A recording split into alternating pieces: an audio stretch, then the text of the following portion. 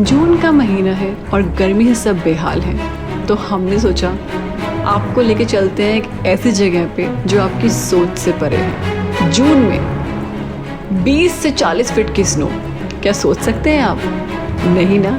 तो चलिए आज आपको लेके चलते हैं भारत के सबसे खतरनाक दर्रे पे, जो कि आपके होश उड़ा देगा।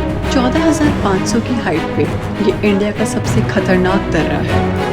इसकी इम्पोर्टेंस इसलिए भी खास है क्योंकि ये इंडिया की सबसे रिमोट वैली पांगी वैली को कनेक्ट करता है चंबा वैली से। इमेजिन कीजिए ये पूरा 8 महीने बर्फ से कवर रहता है और सिर्फ 4 या 3.5 महीने लोगों के लिए खुलता है। तो यहाँ पे कितनी बर्फ और कितनी ठंड होगी ये हम सोच भी नहीं सकते। तो चलिए आपको लेकर चलते हैं एक ऐसे एडवेंचर पे जो आपके रोंगटे खड़े करने वाला है।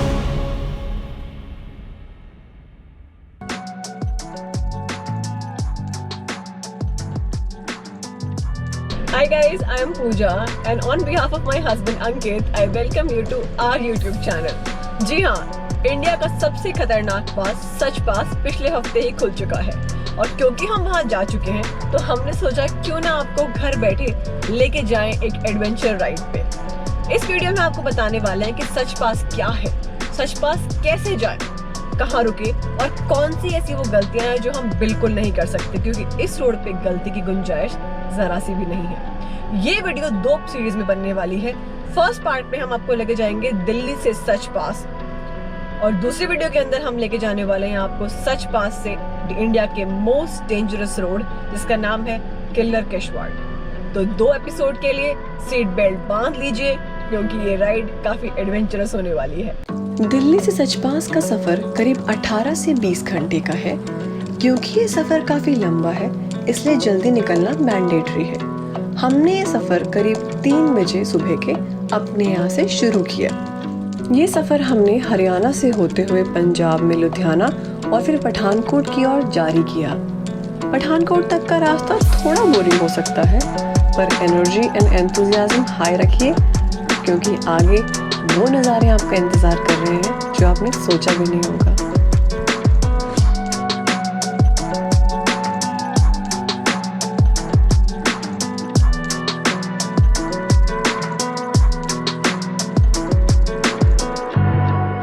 और डलहौजी के आते ही मौसम और मूड दोनों बदल जाएंगे। बहुत सुंदर वादियाँ, बेहद हसीन रास्ता, आपको पता ही नहीं चलेगा कि आगे का सफर कैसे कट रहा है। अब आपको कुछ बातों का ध्यान रखना है। जब भी आप डलहौजी क्रॉस करेंगे या बानीखेत को क्रॉस करेंगे तो आपको एटीएम से कैश निकालना है और फूड की सप्लाई मेंटेन करनी है क्योंकि इसके बाद आपको कुछ भी चीज़ों का मिलना ऑलमोस्ट नील है। इसलिए पहले से ही तैयारी करके आगे चलिए। डलहौजी से आपको मुड़ना है चमेरा लेक की ओर और ये रास्ता करीब 15 किलोमीटर का है। ये एक बाईपास है। चमेरा लेक एक बेहद खूबसूरत लेक है और इसके आगे आपको एक डैम भी मिलेगा। जैसे जैसे आप इस सफर पर आगे बढ़ते जाएंगे आपको यातायात और आने जाने वाली गाड़ियाँ कम मिलेंगी। तो मान लीजिए कि आप सही डायरेक्शन में जा रहे हैं क्योंकि जहाँ पर आप जा रहे हैं वहाँ बहुत कम लोग मिलेंगे। चमेरा लेक से जब आगे चलेंगे आप तो आपको पड़ेगा खुशीनगर में हट फिलिंग स्टेशन। इस रोड पे सच पास तक ये आखिरी फिलिंग स्टेशन है तो यहाँ पे अपनी गाड़ी में टैंक फुल जरूर करवाएं।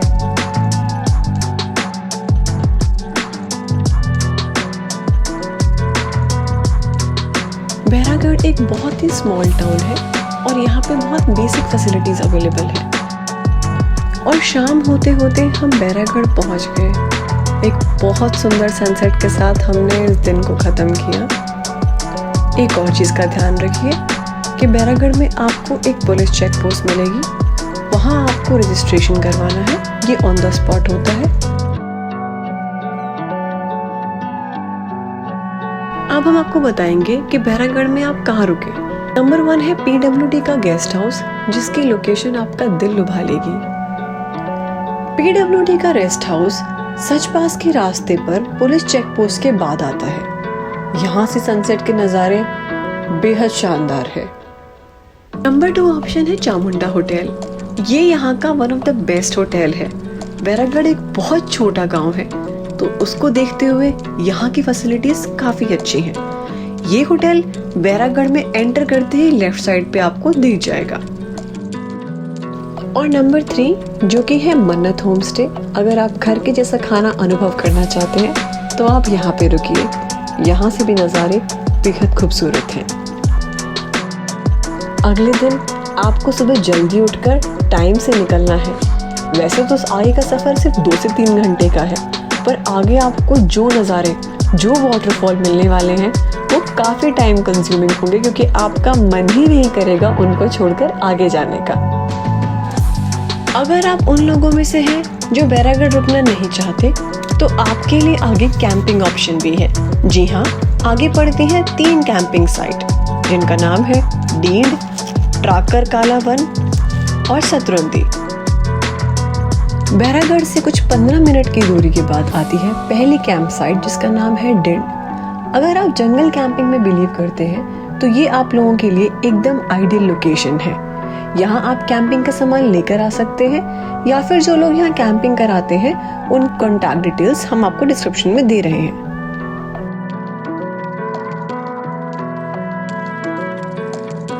डिंड से कुछ 20 मिनट आगे पड़ती है कैंप साइट नंबर 2, जो है ट्राकर काला वन। ये बहुत ही एक्साइटिंग लोकेशन है, क्योंकि ये एक एज पे है। यहाँ पे अगर आपको कैंपिंग करनी है तो आपको वैली के बहुत खूबसूरत नज़ारे मिलेंगे। आप लोगों को यहाँ पे कुछ शेपर्ड्स भी मिल सकते हैं, जो अपने ग्रुप के साथ यहाँ पे डेरा बसाए मिले आपको। यहाँ से नज़ारे कुछ इतने खूबसूरत थे कि हम अपने आप को कुछ ड्रोन शॉट्स लिए बिना रोक नहीं पाए।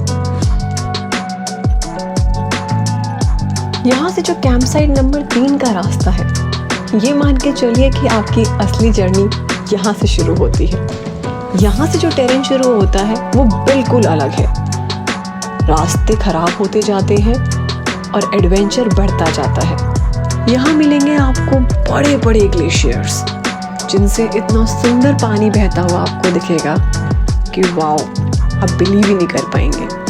जैसे जैसे रास्ता आगे बढ़ेगा, ग्लेशियर्स की हाइट बढ़ती जाएगी और हमारा रोड नैरो होता जाएगा।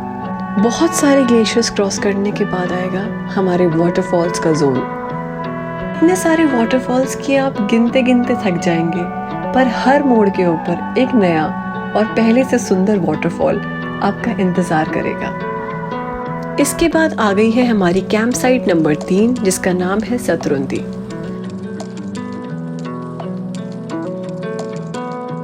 सतरुंदी तीनों में से सबसे ठंडी कैंप साइट है। आप किसी भी वेदर में यहाँ आ रहे हैं, आपको ध्यान रखना है कि आपको काफी अच्छी लेयरिंग करनी है। इसके बाद से जो रास्ता है और मौसम, वो कभी भी बिगड़ सकता है।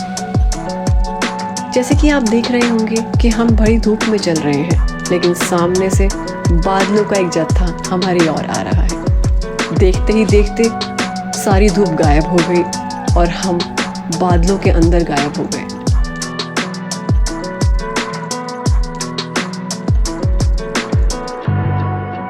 और बर्फ की लंबी लंबी दीवारें हमारे साथ चलने लगी। पूरी घाटी जो अब तक हरी भरी थी, सडनली वाइट चादर से कवर हो गई। और पीर पंजाल रेंज, जिसको अब तक सिर्फ किताबों में पढ़ा था, उसको आंखों से देखकर विश्वास नहीं हो रहा था। पूरी की पूरी रेंज बादलों से ढक गई। और फिर हम रूबरू हुए ऐसी ठंड से जिससे अभी तक हम वाकिफ नहीं थे। सडनली काफी लेयरिंग ऑफ क्लोथ्स हमारी बाहर निकल कर आ गई थी। और जैसे कि आप देख सकते हैं, वेदर एकदम चेंज हो गया है। फिर हमें मिला एक ऐसा ट्रैफिक जाम जिसको देखने के लिए नजरें तरस गई थी। जी हाँ, रास्ता इतना खूबसूरत मानो कब देखा था लास्ट। आपको ध्यान रखना है कि आपकी गाड़ी 4x4 होगी, उसके अंदर सारी बेसिक किट होनी चाहिए और एक well equipped and skilled driver. इन तीनों का कॉम्बिनेशन इस ट्रिप पे बहुत ज़रूरी है। ध्यान रखिए, आगे नेटवर्क बिल्कुल नहीं होगा। अगर खुदा न खास्ता कोई गड़बड़ होती है तो आप किसी प्रकार की कोई मदद नहीं ले पाएंगे, कोई मैकेनिक नहीं बुला पाएंगे।